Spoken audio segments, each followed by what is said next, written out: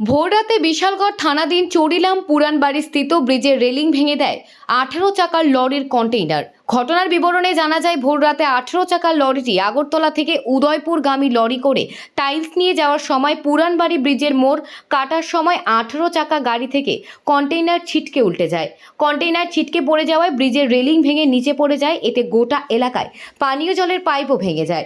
সকাল থেকে পানীয় জলের পরিষেবা বন্ধ হয়ে যায় নেতাজি কলোনি, পুরানবাড়ি, হাফাজিরা মোড়া সহ গোটা এলাকায় পানীয় জলের পরিষেবা বন্ধ হয়ে যায়।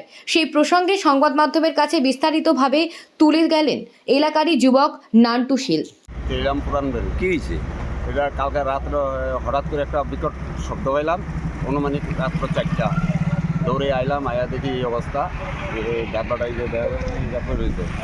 তখন আমরা দৌড়ে যাই, এদিকে সামনে একটা রেলিং গাড়ি আছে, জিজ্ঞাসা করলাম ড্রাইভারের, দেখার পর এই পরিস্থিতি ঠিকঠাক করে টাইম নিয়েছে, তখন দৌড়ে দেখলাম এই ওয়াটার সাপ্লাই ফ্যাক্টরি ব্যাঙ্গে রেলিংটা ভেঙে গেছে, ভেঙে এইভাবে আটকে আছে।